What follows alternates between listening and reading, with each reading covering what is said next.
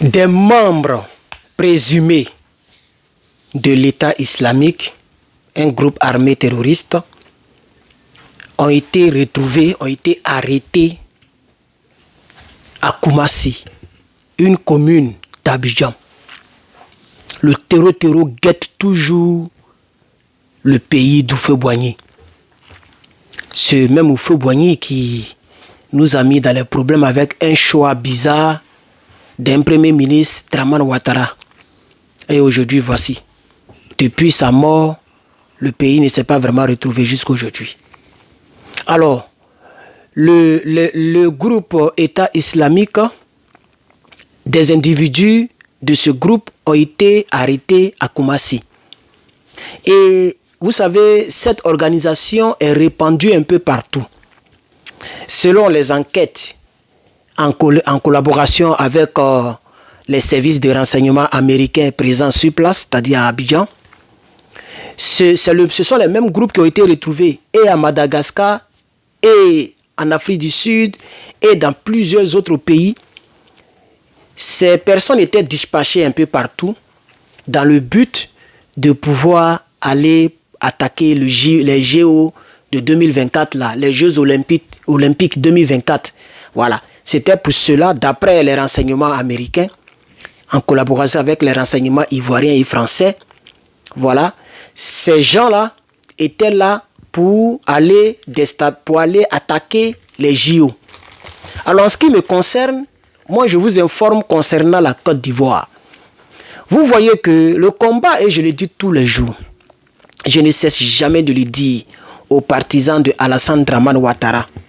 Le combat que nous sommes en train de mener n'est pas un combat seulement pour les Burkinabés, seulement pour les Maliens, seulement pour les Nigériens. C'est un combat pour toute l'Afrique. La menace, c'est pour tout le monde. La menace, là, c'est pour tout le monde. Hein? Il faut que les gens le comprennent.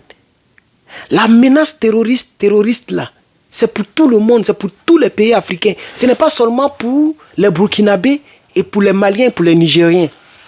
Vous voyez encore, aujourd'hui est le 26 novembre 2024. Ils ont attrapé des individus à Koumassi. Vous voyez? Parce que ces individus-là ont des pièces d'identité ivoiriennes, mais c'est des fausses pièces. Ces individus ont des passeports, mais des faux passeports. Et si on en a attrapé quelques-uns à Koumassi, qu'est-ce que vous en savez de Yopougon, de Makori, de toutes les autres communes? Parce qu'Abidjan est une grande ville de plus de 10 communes. On n'a pas dit quartier, on dit commune. Et l'intérieur du pays.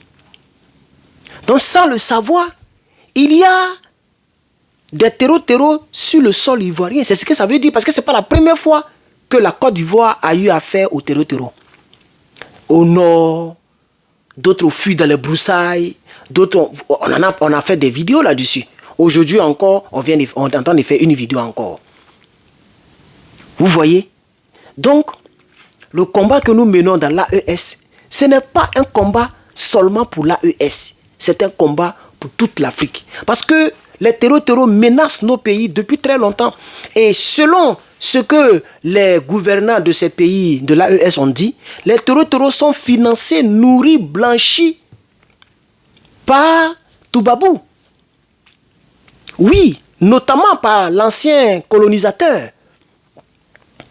Donc quand aujourd'hui on demande le départ de l'armée française, quand aujourd'hui on demande le départ des bases militaires françaises, quand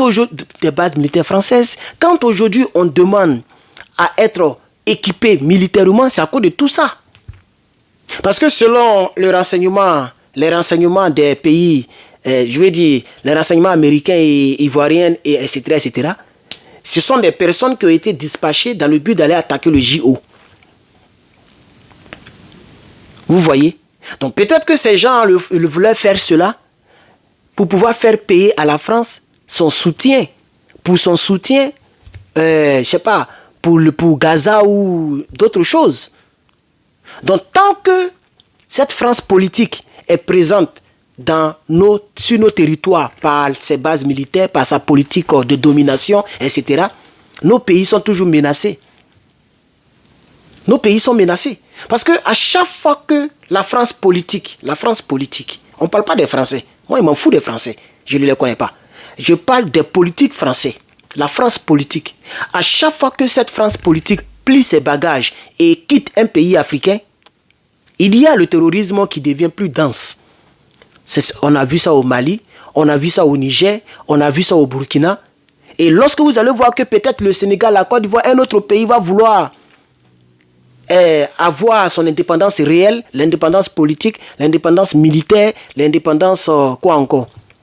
Je pense qu'il y a politique, militaire, il y a monétaire. Monétaire, pour l'instant, on n'est pas encore arrivé à là pour l'AES. L'AES consomme toujours le franc CFA, mais tôt ou tard, on va en arriver à là parce que, voilà, vous savez que de nos jours, l'argent est le nerf de tous les maux.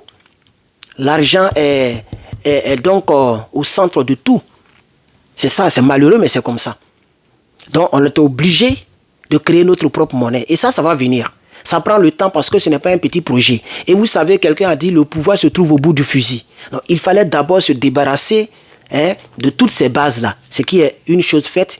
Il faut maintenant se débarrasser aussi des autres bases terroristes. Lorsqu'on aura fini avec tout ça, maintenant, on pourra penser à notre propre monnaie et évoluer.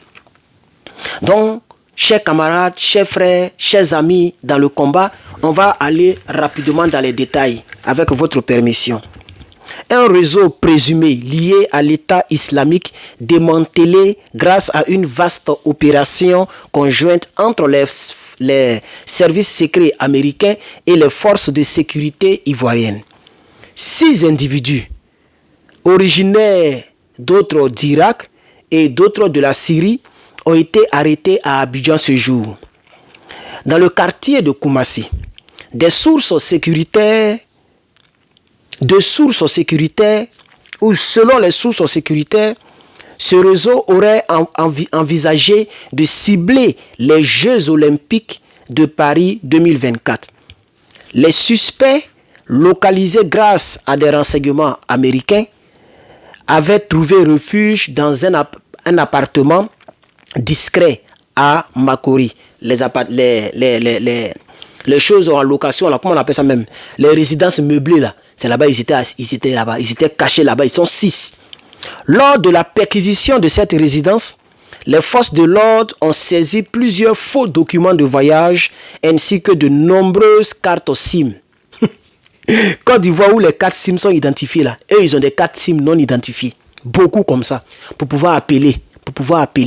Vous voyez? Et pour ne pas être tracé, mais quand même, comme c'est les Américains qui se sont impliqués, ils ont été tracés quand même parce que tant que tu lances l'appel, même si la carte SIM n'est pas identifiée, que ce n'est pas à ton nom, mais on peut tracer le IP du téléphone. On peut te tracer. Donc c'est comme ça on les a eu facilement. Les gens les ont eu facilement. Donc avec des cartes SIM non identifiées, de nombreuses cartes SIM non identifiées. Ces éléments auraient servi à faciliter leur déplacement et ces éléments, donc les cartes SIM, voilà, ça facilitait les cartes SIM et les faux documents de voyage, ça les a aidés à se déplacer dans Abidjan librement, sans être inquiétés. Donc, ces éléments auraient servi à faciliter leur déplacement et à permettre à d'autres membres du réseau de voyager incognito. Les arrestations effectuées et donc en juillet dernier sont le résultat de plusieurs mois de surveillance et de coordination internationale. Selon des sources proches de l'enquête, les suspects faisaient partie d'une cellule organisée. Donc il y a eu des arrestations en juillet, et tout ça, les mêmes suspects là font partie de cette même cellule là au fait. Alors, donc, il y a aussi des ramifications à Madagascar. D'autres ont été arrêtés à Madagascar. Les mêmes éléments, mais leur branche de Madagascar. Donc, ils sont répandus. En réalité, je n'ai pas envie de lire tout ça parce que c'est beaucoup trop. C'est beaucoup trop d'informations. Mais ce que je vais dire, c'est que, regardez, je vais lire un peu le premier paragraphe concernant Madagascar et j'ai laissé le reste là. Outre les arrestations en Côte d'Ivoire, d'autres membres présumés du même réseau ont été interpellés à Antananarivo, la capitale de Madagascar. Ces opérations ont été menées grâce à une collaboration entre la Direction générale de la sécurité extérieure, française, donc DGSE, et les services de renseignement malgaches. Vous voyez maintenant, non? Voilà, donc je vais m'arrêter là, le reste là, c'est beaucoup trop. Donc vous voyez, non, ce que moi je dis ici, c'est que le problème terroriste n'est pas seulement pour l'AES. Vous comprenez maintenant, non? C'est pour tout le monde, c'est pour tous les pays africains. C'est pour tous les pays africains. Donc nous faisons ce combat dans le but de pouvoir être libérés de tout danger extérieur. Et aussi de pouvoir prendre le contrôle de nos matières premières. Parce que ces terreaux-là, mais qui leur donne les faux papiers? Qui fabrique les faux papiers là? Qui leur donne de l'argent? C'est ça la triste réalité. La GSE française là, elle peut faire semblant de pouvoir aider pour pouvoir augmenter sa confiance, mais en réalité, en bas, hein, soit la DGSE fait son travail, et puis derrière, il y a des politiques tapis dans l'ombre qui entretiennent les terreaux.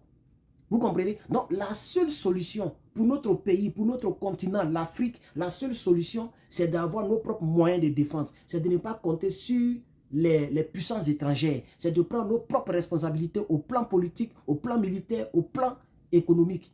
C'est ça qui pourra réellement garantir notre sécurité. Sinon, on peut avoir les Toubabou, les bases militaires sur nos sols, et puis on n'est pas en sécurité. C'est ce que m'inspire cette affaire des personnes qui ont été arrêtées à Koumassi. C'est-à-dire, on peut avoir des personnes, on peut avoir des puissances militaires sur nos sols, des bases militaires sur nos sols, étrangères sur nos sols, et puis on n'est pas à l'abri du terreau. Donc la meilleure manière, c'est d'être nous-mêmes autonomes militairement, c'est d'être nous-mêmes autonomes politiquement, être nous-mêmes autonomes financièrement pour décider de notre propre destinée. C'est ce que je voulais partager donc avec vous, et c'est cette information que je voulais porter à votre connaissance. Merci donc d'avoir suivi cette magnifique information.